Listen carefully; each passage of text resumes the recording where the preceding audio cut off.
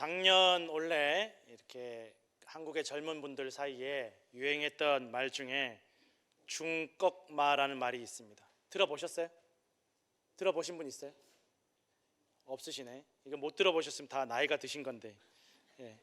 중꺽마라는 말이 이게 중국말이라는 말이 아니라 이 말이 무슨 말이냐면 중요한 것은 꺾이지 않는 마음. 다 아시네. 예. 들어보셨네. 모른 척 하시고. 예. 중요한 것은 꺾이지 않는 마음이다라는 이 말이 한참 유행을 했습니다. 원래는 이렇게 컴퓨터 게임하는 선수가 한 말인데 이게 유명해진 게 작년에 우리 카타르 월드컵에서 우리나라가 이제 포르투갈하고 16강을 앞두고 경기를 할 때 그때 유명해졌다라는 것입니다. 왜 유명해졌냐? 이제 우리나라가 포르투갈하고 32강에서 게임을 하는데 이겨도 16강에 올라갈 가능성이 별로 없는 거예요. 이 포르투갈한테 이겨도 이제 다른 조에 속해 있는 다른 팀들이 좀 결과가 한국에 유리하게 결과가 끝나야 이제 올라갈 수 있는. 일단은 포르투갈을 이기고 또 다른 팀의 결과를 기다려야 되는데 이게 사실은 누가 봐도 어려운 일이라는 것입니다. 일단 포르투갈을 이긴다는 상상 자체가 누구도 할 수 없는 상상이라는 거죠. 왜냐하면 포르투갈 그때 당시에 유명한 세계적인 선수들도 있었고 또 뭐 여러 가지 객관적인 데이터나 수치를 봐도 한국이 포르투갈을 이길 수 있는 그런 팀이 아니라는 것입니다. 그런데도 또 선수들이나 또 일부 우리나라 국민들은 이길 수 있다 해보자 라는 마음을 가지고 있었다라고 해요.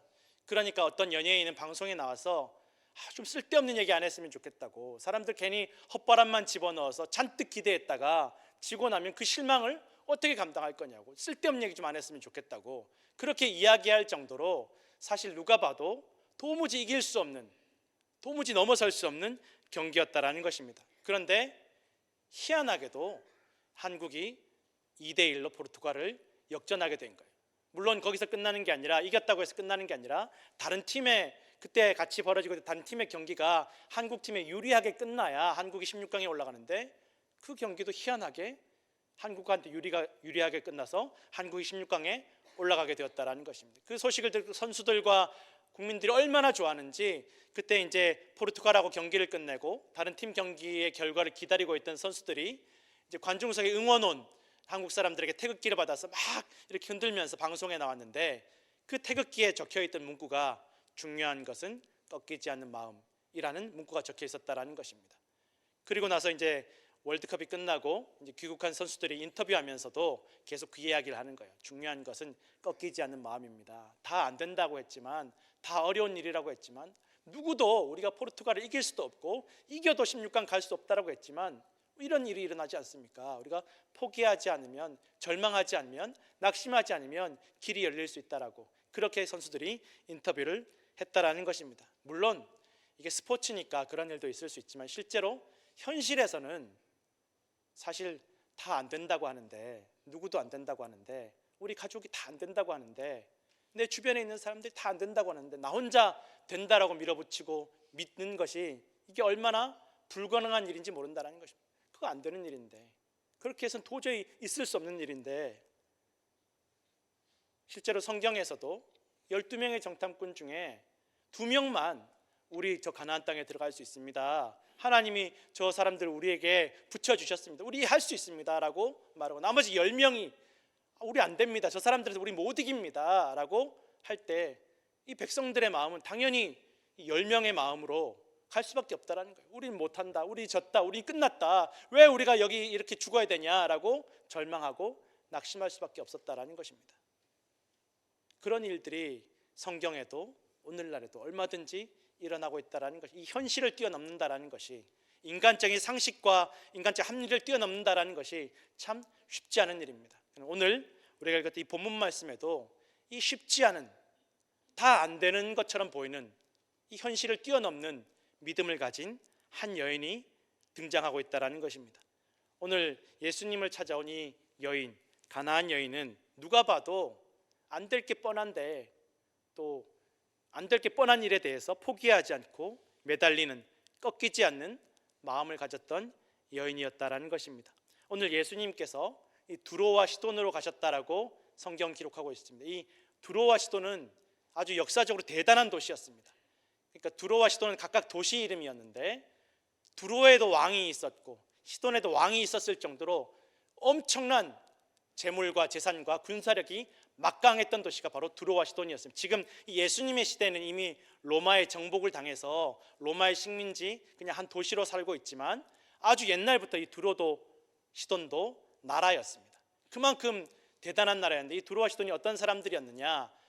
페니키아 사람들이라는, 그때 유럽과 중동에서는 아주 장사와 비즈니스와 무역으로 대단히 성공하던 사람들이 바로 이 두로와 시돈 사람들이었습니다. 이 페니키아 사람들이 세웠던 도시국가 중에 두 곳이 바로 이 두로와 시돈이었다라는 것입니다.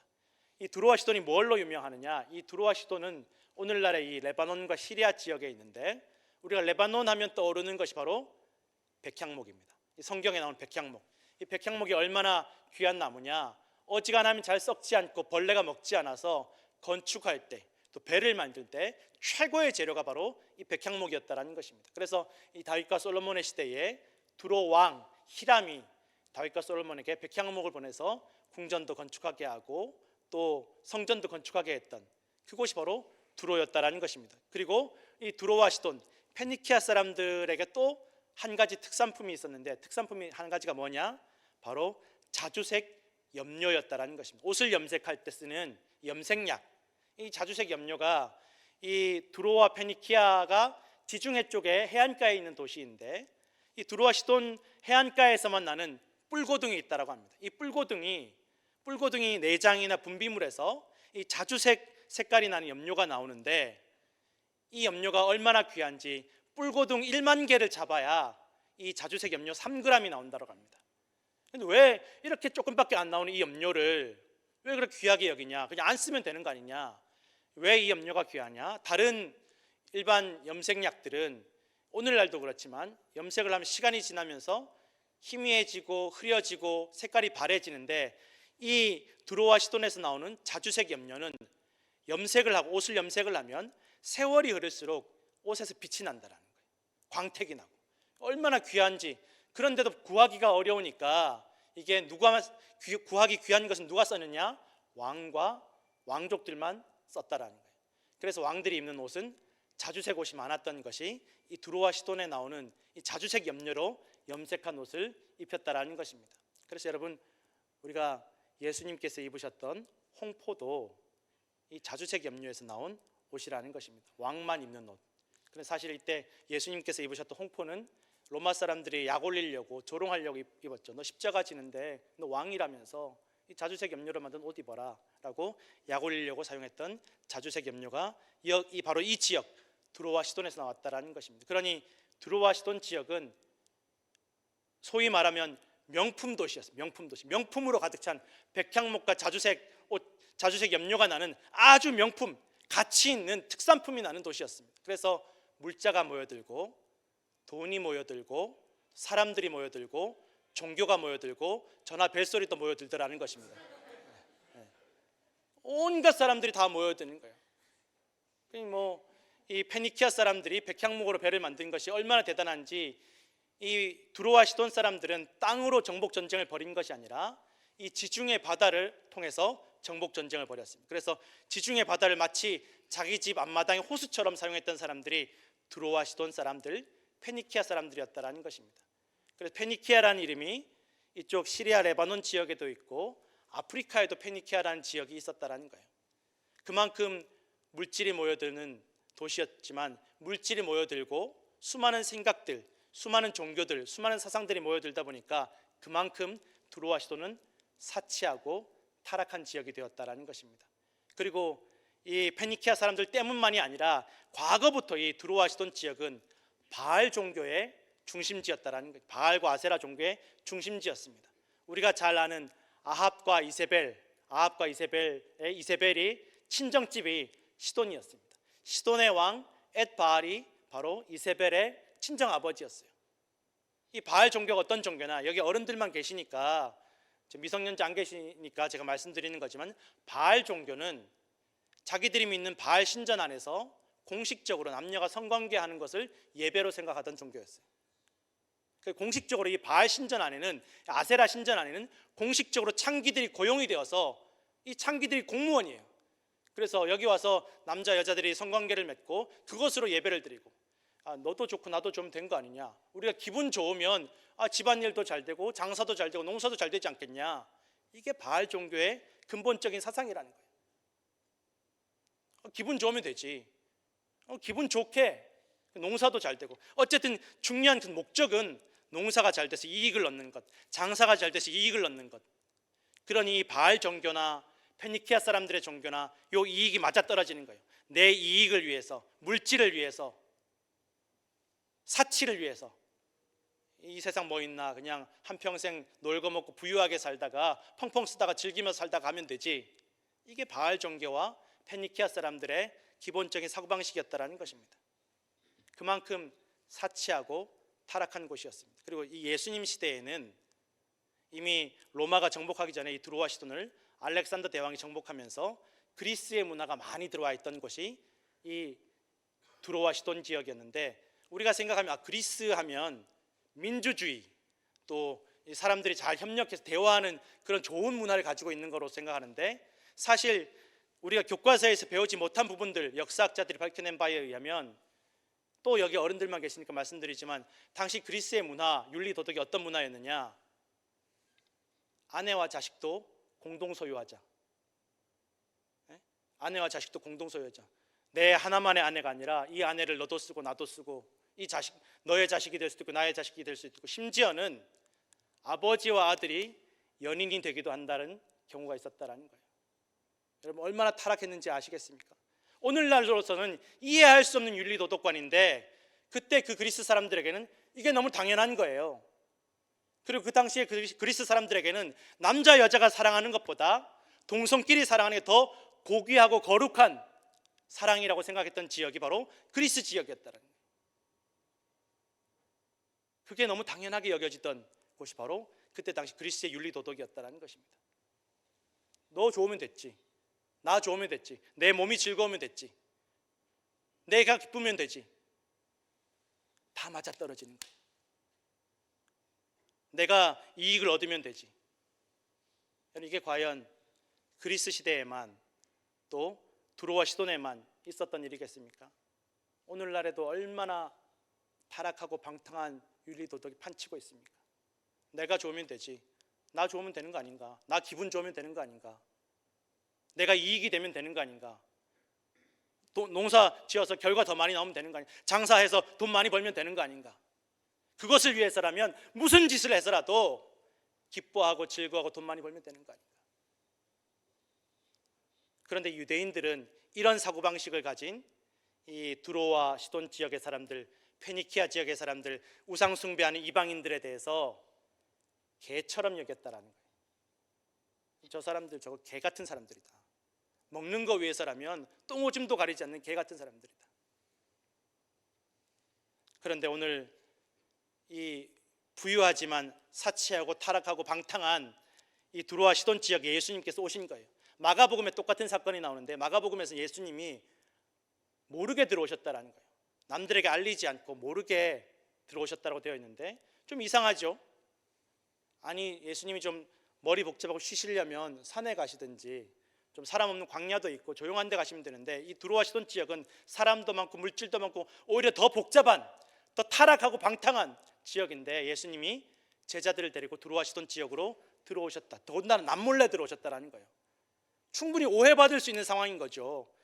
드디어 예수님도 타락하셨구나. 예수님도 드디어 이제 좀 뭔가 좀 현실을 깨달으시는구나 라고 생각할 수 있는, 오해받을 수 있는. 더군다나 예수님이 두로와 시돈 지역에 들어오기 직전에 무슨 일이 있었냐면, 바리새인과 서기관들과 율법학자들, 나름대로 거룩하게 산다는 사람들과 논쟁이 붙으신, 싸움이, 말다툼이 붙으신 거예요. 무엇이 정말 믿는 거냐, 어떻게 믿어야 하나님을 잘 믿는 것이냐, 무엇이 정말 율법대로 살아가는 것이냐고, 율법대로 사는 방법에 대해서, 믿음에 대해서 논쟁했던 사건이 바로 오늘 이 두로와 시돈 지역에 들어오기 직전에 있었던 일이라는 거예요. 그러니 예수님이 이 두로와 시돈 지역에 들어오신 것은 사실은 좀 이해하기 어려운 일입니다. 오해받을 수 있는 일이고. 그런데도 예수님이 제자들을 데리고 몰래 들어오셨는데, 어떻게 예수님이 들어오신 것을 알고 한 여인이 예수님에게 달려와서 주 다윗의 자손이여 나를 도와주십시오라고 부르짖고 있다라는 거예요. 마가복음에는 나를 불쌍히 여겨주십시오 라고 간절히 부르짖었다라고 기록되어 있습니다. 근데 여러분, 아까도 말씀드렸지만 이 두로와 시돈 지역은 하나님 안 믿는 지역입니다.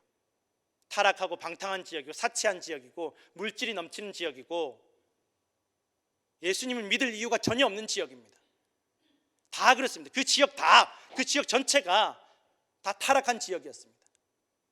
그런데 그곳에 살고 있는 여인이 예수님에게 와서 다윗의 자손이여 나를 도와주옵소서, 나를 불쌍히 여겨주옵소서라고 외치는 것은, 다윗의 자손이여라는 말은 메시아여, 구원자여, 나를 도와주실 분은 주님밖에 없습니다. 나 좀 도와주십시오, 나 살려주십시오, 우리 딸을 좀 고쳐주십시오라고 부르짖어 기도하는 거예요. 사람들이 있는데, 유대인들도 보고 페니키아 사람들도 보고 가나안 사람들 다 보는데 공개적인 자리에서 내 딸 좀 도와주, 내 딸 좀 살려달라고 간절히 부르짖는다라는 것입니다. 우리가 생각하면, 아니 딸이 아프면 부모로서 당연히 그렇게 할 수 있지 않나? 그럼 그렇지 않습니다. 오늘날도 보십시오. 우리가 기도 안 하는 것이 기도할 자리가 없어서입니까? 부르짖어 기도할 수 있는 기회와 자리와 시간 다 마련되어 있습니다. 그럼 문제가 없습니까? 문제 다 있습니다. 인간적으로 해결할 수 없는 문제 다 가지고 있습니다. 내가 감당할 수 없는 문제가 있어도, 기도할 수 있는 자리와 기회와 시간이 주어져도, 내 주변에 다 부르짖어 기도하는 사람들 다 함께 있어도 기도하기 어렵습니다. 기도 못합니다. 이렇게 더군다나 주변에 다 안 믿는 상황과 환경 가운데 내가 주님께 부르짖어 기도할 수 있는 것, 남들이 보란 듯이 부르짖어 기도할 수 있는 것, 그럼 이거 어지간한 결단 가지고는, 어지간한 믿음으로는 할 수 없는 일이라는 것입니다. 대단한 거예요. 그러면 우리가 생각하는 예수님이면, 야, 너 진짜 어떻게 이런 지역에서 믿음 생활하면서 이렇게 기도할 수 있냐, 내가 너 고쳐줄게, 네 딸 고쳐줄게 라고 하시면 참 좋을 텐데 대답을 안 하시는 거예요. 1절 대답 안 하시는 거예요. 우리가 성경에는 그냥 한 번 부르짖은 것으로 되어 있지만 원래 이 성경이 이렇게 헬라어를 살펴보면 여러 번 부르짖은 것처럼 되어 있다는 거예요. 따라다니면서 예수님 저 좀 불쌍히 여겨주시고 나 좀 도와주십시오라고 여러 번 부르짖었는데 부끄러움을 무릅쓰고 예수님께서 대답하지 않으시는 거예요. 오죽하면 제자들이, 예수님 저 여자가 계속 따라오면서 시끄럽게 귀찮게 하니까 제발 보내주십시오. 보내라는 말은 그냥 쫓아내버리라는 말이 아니라 적당히 좀 고쳐주시고 그냥 좀 얼추 그냥 좀 들어주시고 그냥 보내주십시오라는 말입니다. 제자들이 생각하기에도, 제자들이 보기에도 이 여자에게 대답 안 하는 것이 이상한 것이 아니라 이 여자가 와서 귀찮게 하는 게 못 견디는 거예요. 유대인인 예수님께서 이 여인이, 가나안 여인이 절박한 마음으로 와서 부르짖는데 이게 사실은 누가 보기에도 있을 수 없는 일이고 굳이 귀찮게 하는 일일 수밖에 없었다라는 것입니다. 그도 그럴 것이, 이 여자가 시돈과 두로 지역에 살면서 가나안 여자처럼, 우리가 마태복음에는 가나안 여자라고 나와 있고 마가복음에는 헬라 여자라고 나와 있는데 이게 잘못된 거 아니냐 싶은 게 아니라, 이 가나안 여자, 헬라 여자라는 말은 출신을 말하는 게 아니라 무시하는 말입니다. 저 가나안 여자 같은 이라고, 저 이방 여자, 저 몹쓸 여자, 저 개 같은 여자. 헬라 여자도 마찬가지입니다. 저 타락한 여자, 무질서한 여자, 개 같은 여자라는 의미가 바로 거기에 담겨 있다는 거예요. 그런 여자가 와가지고 돈만 많지 사치하고 타락하고 천박한 여자가 정말 어디 여기저기 찔러보다가 예수님한테도 찔러보듯이 그냥 온 건지, 아니면 정말 예수님을 구원자로 믿음으로 나온 것인지 알 길이 없다라는 거예요. 제자들이 보기에는 이 여자가 정말 그냥 1회 그냥 한번 그냥 어쩌다 예수님 만나서 그냥 한번 부탁드려 보는 건지 정말 믿음으로 나온 것인지 알 수 없다라는 것입니다. 예수님 저 여자 좀 대충 좀 하고 돌려보내 주십시오. 시끄럽습니다. 귀찮게 합니다. 예수님께서 대답하시죠. 나는 이스라엘 집에 잃어버린 양에게 보냄받았다. 그 외에는 나는 보냄받지 않았다. 얼마나 냉정합니까? 아니 예수님이 어떻게 이런 말씀하실 수가 있을까? 무슨 말입니까? 집안 대대로 잘 믿어오던 그 가문에, 그 민족에, 이스라엘 민족 중에 어쩌다가 어쩔 수 없이 잠깐 믿음을 잃어버리고 넘어진 사람들만 내가 도울 사람들이지, 아예 저렇게 완전히 타락한 족속들은 내가 상종할 가치가 없다라고 말씀하시는 거나 마찬가지예요. 제자들에게 그렇게 말씀하시는 거예요. 어떻게 이렇게 말할 수 있을까?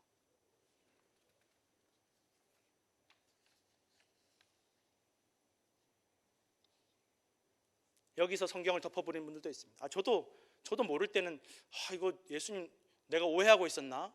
역시 두루와시도네, 이거 완전히 예수님도 이제 타락하셔가지고 이제 그렇게 완전히 생각이 좀 이상해지셨나라고 싶은 생각이 들 정도로 예수님이 굉장히 냉정하게 이야기하시는 것입니다.